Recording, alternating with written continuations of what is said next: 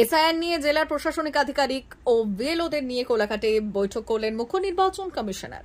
3 জেলা অর্থাৎ পূর্ব মেদিনীপুর, ঝাড়গ্রাম ও বাঁকুড়া জেলার প্রশাসনিক কর্তা ও ভোটার তালিকা তৈরির সঙ্গে যুক্ত আধিকারিকদের নিয়ে পূর্ব মেদিনীপুর জেলার কোলাঘাটের বলাকা মঞ্চে বৈঠক করলেন সিনিয়র ডেপুটি নির্বাচন কমিশনার জ্ঞানেশ ভারতী। উপস্থিত ছিলেন রাজ্য মুখ্য নির্বাচন আধিকারিক মনোজ কুমার আগরওয়াল সহ নির্বাচন কমিশনের অন্যান্য আধিকারিক ও 3 জেলার জেলা শাসকরা। দুটো ধাপে এই বৈঠক সংগঠিত হয়। সেই বৈঠকে এই বিএলওরা কাজ করতে গিয়ে যা যা সমস্যার সম্মুখীন হয় সেই বিষয়ে একাধিক প্রশ্ন তোলেন তারা। সেই সব প্রশ্নের উত্তর দিয়ে বিষয়টা সহজ করে দেন সিনিয়র ডেপুটি নির্বাচন কমিশনার জ্ঞানেশ ভারতী। এমনটাই জানান বিএলআরগণ। তিনি আরো বললেন, বিএলএ শুধু আপনাকে কাজে সাহায্য করতে পারে, কিন্তু এই কাজ আপনাকেই করতে হবে। বিএলএরা আপনাকে কোনোভাবে প্রভাবিত করতে পারবে না। যাদের 2002 সালের তালিকার সঙ্গে লিঙ্ক রয়েছে তাদের কোনো নথি লাগবেই না। যাদের শুধুমাত্র আধার কার্ড রয়েছে তাদের ক্ষেত্রে অন্য ডকুমেন্ট লিঙ্ক দেখাতে হবে। বৈঠক শেষে বিএলওরা জানালেন, আমাদের অনেক প্রশ্ন ছিল, সেটা অনেকটাই জানা গিয়েছে, যা কাজের ক্ষেত্রে সহজ হবে। রাজ্য মুখ্য নির্বাচন আধিকারিক মনোজ কুমার আগরওয়াল জানান, বৈধ ভোটারদের নাম বাদ যাবে না। এসআইআর শেষে 3 মাসের মধ্যে পশ্চিমবঙ্গে ভোট হওয়ার সম্ভাবনা। বৈঠকে স্যার যেভাবে আমাদের সঙ্গে খোলাখুলি আলোচনা করছে, মানে ওনার সঙ্গে এইভাবে মানে আমরা যে ওনাকে পেয়েছি, মানে আলোচনার সাপেক্ষে আমরা ওনার জন্য মানে ধন্যবাদ জানাচ্ছি। এইভাবে সাহস দেওয়ার জন্য আগামী দিনে ভালো আমরা বিএলও হিসাবে কাজ করে যাব। না, কাজ করতে গিয়ে যে ভীতিটা ছিল উনি আজ আমাদের সেই ভীতিটা দূর করে দিয়েছেন। আমার নাম সঞ্জয় দাস, 204 পাঁশকুড়া পূর্ব বিধানসভার 224 নম্বর পার্ট।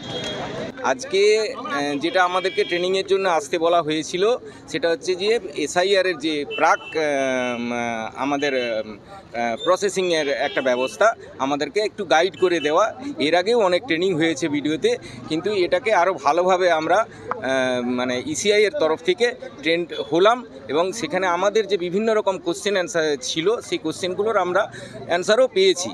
এবার তাতে করে আমরা বিএলও হিসাবে বুঝতে পারছি মানুষের মধ্যে যে ভয়ভীতিটা ছিল, অযথা নাম চলে যাওয়া, তাদের আতঙ্ক, সেই আতঙ্কটা কিন্তু থাকবে না।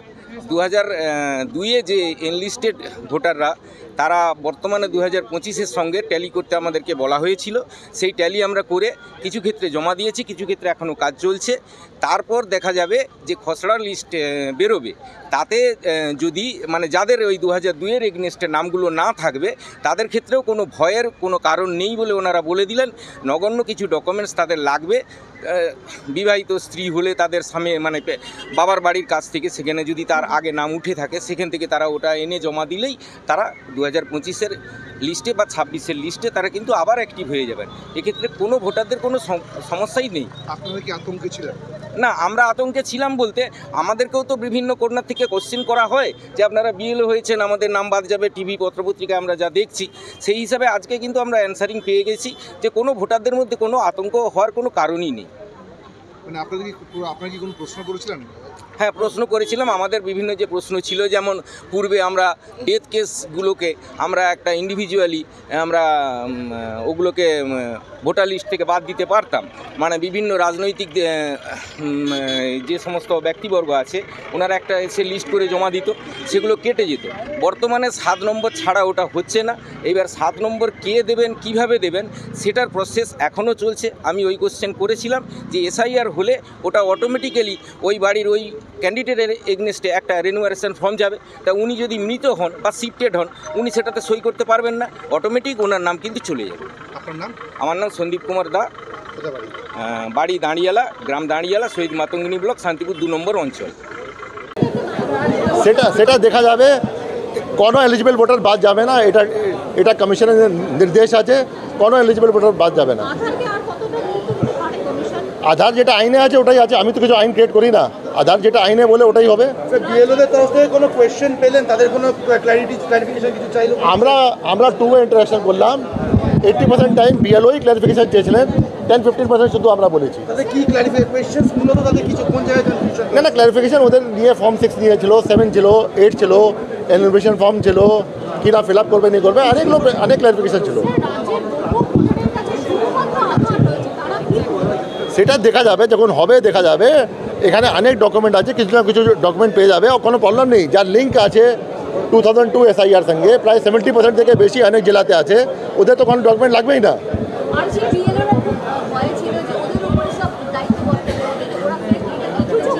না না বিএলও কোনো নেই। বিএলও যে আছে যেরকম ট্রেনিং হয়েছে, বিএলও যেরকম আছে, কোয়ালিফাইড লোক আছে, প্রায় 80% গভর্নমেন্ট সার্ভেন্ট আছে, টিচার্স আছে, they all very very qualified, এরকম কোনো শঙ্কা ছিল না।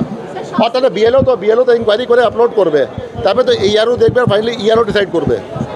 না শাস্তি নিয়ে তো ওটা যে ইচ্ছাকে গণ্ডগোল করেছে, যার মেনজিয়া ছিল গলত ছিল, যে গলত উদ্দেশ্যে কাজ করেছে ওখানে শাস্তি হয়েছে। না ভয় পাওয়ার কী কারণ আছে? যে কাজ সঠিক করবে, অ্যান্ড অ্যাজ পার ল করবে, রুল করবে, ওর ভয় পাওয়ার কী আছে? স্যার এটা তো ইসিআই নর্মই ছিল, বিহার জানে ছিল, পশ্চিমবঙ্গ জানে কী হবে আমি জানি না। বিহার সেক্টর ছিল যে ডকুমেন্ট আপলোড করবে ভোটার, ওখানে সেলফ অ্যাটেস্টেড থাকবে, হ্যাঁ সেলফ সাইন থাকবে। বিএলও নেই, ভোটার বি আছে, कोई अपलोड करते चाहे सेल्फ अटेस्टेड था बिएलओ के जो डॉक्यूमेंट देवे ओटा